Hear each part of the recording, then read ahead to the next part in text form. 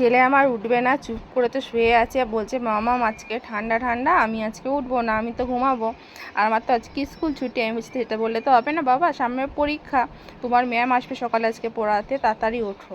তা উঠে ছেলে ছেলে নিজে নিজেই ব্রাশ করে, আমার ব্রাশ করাতে লাগে না, ও করাতেও দেয় না, ও নিজে নিজে ব্রাশ করে এবং বলে স্নান করার কথাও বলে, ওকে করাই না স্নান। আমি বলি না, তুমি আরেকটু বড় একা একা স্নান করবা, আমি করিয়ে দেবো। তা আমি স্নানটা করে দিই আর ও ব্রাশটা করে।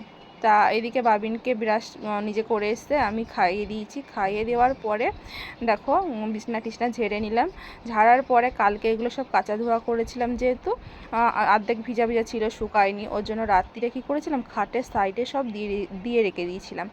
রাত্রিবেলা যেহেতু পাখা চলছিল, হাওয়াতে সব শুকিয়ে গেছে। এই বৃষ্টির দিনে না জামা কাপড় শুকানোটা বহুত কষ্টকর ব্যাপার। আর একটা যদি বাচ্চা থাকে বাড়িতে, তার তো জামা কাপড় প্রতিদিন কাচা ধোয়া না করলে নয়, প্রতিদিনে কাচতেই হয়। তা যাই হোক, শুকিয়ে গেছে সব, এখন সুন্দরভাবে ভাঁজ করব। ভাঁজ করে জায়গায় রাখবো, রেখে বাবিনকে স্নান করাবো, স্নান করিয়ে তারপরে দুপুরে রান্নাবান্নাও করব। তো আজকে তাড়াতাড়ি কোনো কিছু করার নেই, কারণ অন্যদিন তো বাবিনের স্কুলে যাওয়া আসা, মানে এর জন্য তাড়াতাড়ি করি। আজকে তো স্কুল ছুটি, ওর জন্য অত তাড়াহুড়ো করার কিছু নেই, আস্তে আস্তেই কাজ করছি। বাইরে তো প্রচুর বৃষ্টি পড়ছে, বৃষ্টির কাজ তো বৃষ্টিও করেই যাচ্ছে, আমাদের কাজ তো আমাদের করতে হবে।